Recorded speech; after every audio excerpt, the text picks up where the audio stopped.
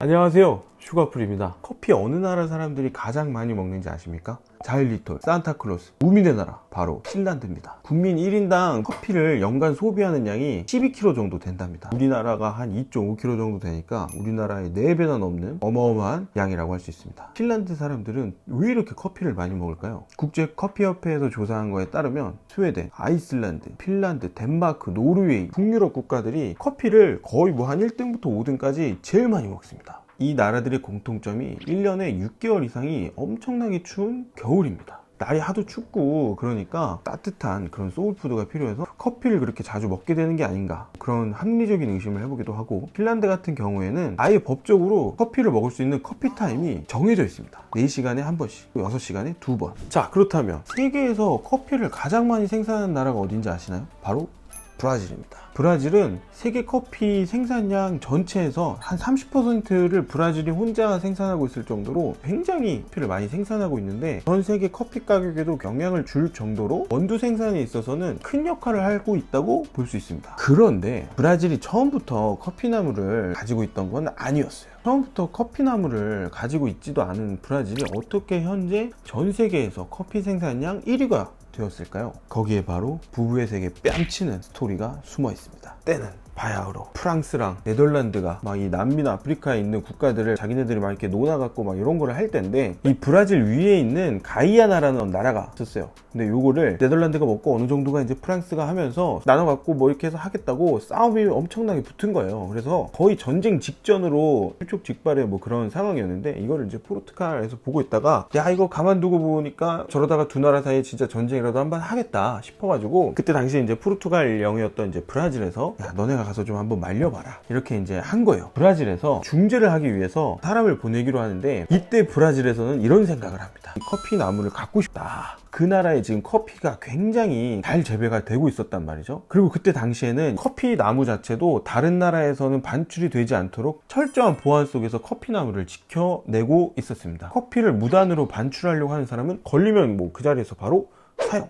그러다 보니까 브라질이 정말 이 커피 나무를 갖고 싶었던 거지. 그래서 두 나라 사이에 싸움을 중재하러 군인을 보내는데, 우리나라에서 또 제일 잘생긴 군인을 한 명 뽑아라, 특명이 내려진 거예요. 이 군인한테 비밀 임무를 내려요. 너는 중재하는 것도 중요하지만 가서 커피 나무든 씨앗이든 가지고 와라. 자, 그래서 이 프란시스코 이 친구가 가이아나라는 땅을 갑니다. 근무하는 기간 동안 열심히 이제 두 나라 사이를 중재하는 척을 하면서, 뒤로는 이 프랑스 총독의 부인을 열심히 유혹을 합니다. 거의 뭐 현실판 부부의 세계였던 거죠. 얼굴도 잘생기고 하다 보니까 완전히 이 부인의 마음을 뺏는데 성공해요. 모든 미션을 완료하고 본인의 나라로 이제 돌아가기 전에 이 부인한테 이렇게 말합니다. 우리 나라로 다시 돌아가야 되는데, 돌아가서도 당신을 떠올리고 싶은데 우리나라에는 사실 커피나무가 없다. 커피나무를 한 그루 주시면 항상 커피나무를 보면서 당신을 생각을 하겠다. 또 마지막까지 작전을 펼칩니다. 프랑스 총독 그 부인이 그 말에 또 완전 너무 감동을 먹은 거야. 그래서 브라질 군인이 자기네 나라로 돌아가는 그때 꽃다발을 하나 건네주는데, 이 꽃다발 속에 몰래 커피 씨앗 한 움큼이랑 커피 몇몇 조그만 것들 이렇게 해가지고 숨겨가지고 이 남자한테 결국 줘버립니다. 그래서 브라질에 커피 씨앗이 가게 되었고, 엄청나게 커피가 잘 재배가 되면서 브라질이 결국 전 세계에서 커피를 가장 많이 생산하는 나라가 되어버린 거죠. 그럼 도대체 이 커피를 어쩌다 먹게 됐을까요, 사람들이? 사실 커피 보면은 자약 같기도 하고 좀 먹으면 안 될 것 같은 그런 생각이 들지 않나요? 커피를 사실 제일 처음 먹은 건 사람이 아니라 염소였습니다. 에티오피아 어디 이 산악지대 쪽에 이 커피나무가 이렇게 자라고 있었는데, 어떤 목동이 염소들을 데리고 여기저기 이제 애들 외계로 이렇게 막 다니다가, 염소가 이렇게 어떤 열매를 먹고 나서는 그냥 막 신나가지고 막 커피 열매 먹고 막 춤추고 막 이러는 걸 보고 되게 이상하게 생각을 한 거예요. 도대체 얘가 먹은 게 뭐길래 이럴까? 자기도 한번 그 열매를 먹어봅니다. 그러더니 막 뭔가 막 머리가 막 맑아지는 것 같고, 어느 순간 나도 막 염소랑 같이 막 춤추고 있고 막 이렇게 된 거예요. 신기한 열매다. 이래가지고 이 열매를 따가지고 근처에 있던 이 이슬람 수도승한테 이 열매를 갖다 줍니다. 딱 이 열매를 보고 처음에는 좀 의심스러워 하다가 한번 뭐 이렇게 먹어봤는데, 머리도 맑아지고 힘이 생기는 것 같고 막 졸리지도 않고 너무 좋은 거야. 이슬람 이쪽에서부터 조금씩 커피를 먹게 되었다. 뭐 이런 얘기들이 있어요. 뭐 터키나 뭐 이슬람 이런 쪽 종교 쪽에서 계속 이렇게 커피를 조금씩 이렇게 먹으면서 점점 유명해지고 하면서 베니스 상인들이 또 와가지고 그걸 가지고 유럽 전체에 날르고 하면서 유럽 전체에도 이제 커피가 퍼지고 점점 유행하게 됩니다. 이 커피를 이건 사탄의 음료다 이렇게 해가지고 이교도의 음료고 이렇게 해서 하니까 처음에 되게 탄압을 했어요. 근데 사람들이 점점 먹으면 먹을수록 향도 좋고 계속 유행이 되는 거야. 그러다 보니까 교황한테 음료를 금지시켜 달라고 애들이 막 탄원 넣고 청원서 막 이거 게시판에 넣고 해가지고 교황이 그럼 한번 커피 가지고 와봐라 해가지고 커피를 탁 먹어보는 순간 와 대박이다 이거. 내가 이 음료에다가 세례를 내릴 테니까 앞으로 이 커피 음료도 우리 기독교에서도 다 먹자 이렇게 돼버린 거예요. 유럽 전체에 결국은 다 퍼지게 되었다.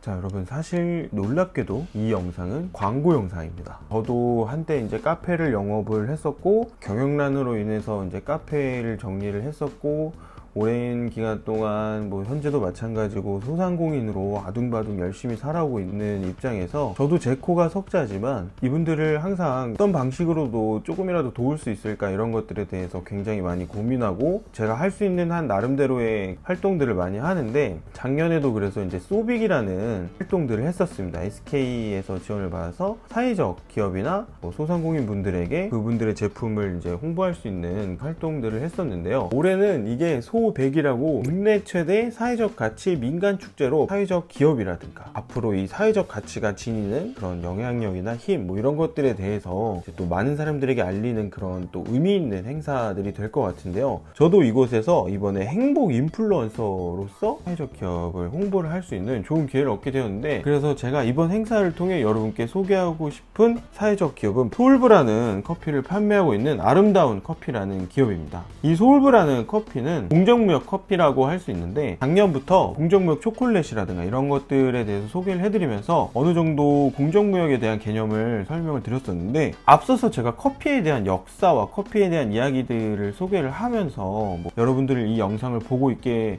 만들고 싶었어요. 좀 뭔가 커피에 대한 불편한 진실을 조금 말을 한번 해보고 싶었고, 지금까지도 노예제도가 없어졌음에도 불구하고 커피 농장에서 일하는 분들은 제대로 된 그 노동에 대한 임금이나 뭐 이런 것들을 받지 못하고 굉장히 어렵고 힘든 그런 환경에서 일을 하고 있다고 합니다. 그래서 공정무역 커피들이 그렇게 커피 농장에서 힘들게 일하는 노동자들에게 제대로 된 임금을 지불하고 노동 환경을 개선해 주고자 하는 취지에서 시작을 했기 때문에 커피 가격이 조금씩 오를 수밖에 없다고 하더라고요. 하지만 비싸고 맛없다, 약간 좀 이런 편견이 있는 것 같은데, 사실 그 편견 자체를 좀 뭔가 한번 깨보고 싶었습니다. 이 커피 자체도 스페셜티라고 해갖고 커피 좋아하시는 분들은 아실 테지만 특정 기준 이상을 달성해야지만 그 스페셜티 그거를 받을 수 있는데, 스페셜티 등급을 받은 원두와 커피이고, 특히 이 솔브 커피 제품 같은 경우에는 커피 농장에서 일하는 여성 농부들에 조금 더 집중을 한 그런 제품입니다. 커피 농장에서 일을 할 때 전체의 70% 정도를 여성분들이 노동력을 담당한다고 해요. 이 제품이 4개 팔릴 때마다 여성분과 여성분들 가족에게 1년치 건강보험료를 제공하기도 하고, 더 좋은 노동 환경과 교육과 제대로 된 노동 가격 뭐 이런 것들을 제공을 한다고 하는데, 제품군도 굉장히 다양하게 나와 있습니다. 지금 현재 요거는 홀빈으로 되어 있는 상태도 있고요. 콜드브루 같은 경우에는 뭐 이런 식으로 굉장히 간편하게 희석해서 먹을 수 있게 이렇게 한 포 형태로 되어 있고요. 캔 형태로 되어 있는 것도 있습니다. 요거는 그냥 요 상태 그대로 바로 그냥 음용을 해버리면 돼버리는 이렇게 캔 형태로 되어 있는 것도 있고, 드립백 형태로 되어 있는 제품도 있고, 커피가 좀 부담스럽고 그런 분들도 있잖아요. 루이보스를 콜드브루 형태로 내린 루이보스 티.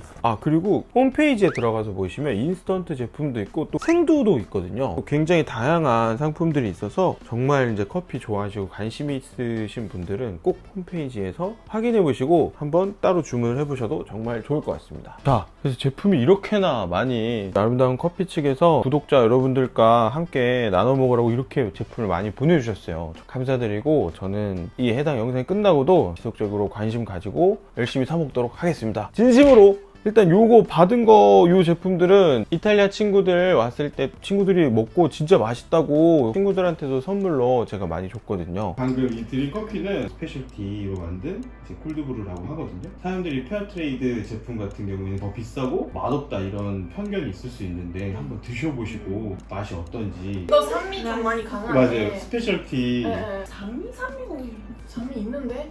나쁘지 않죠. 네, 맛있어요. 선물로 이따가 드릴게요.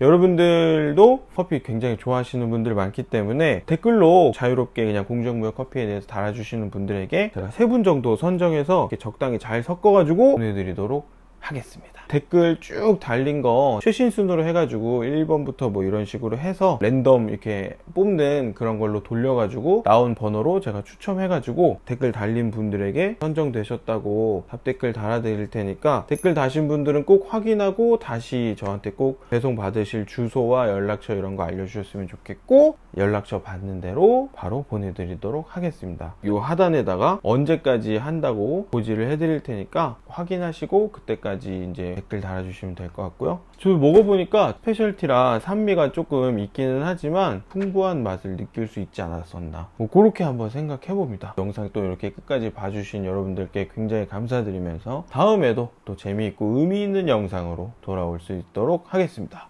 감사합니다.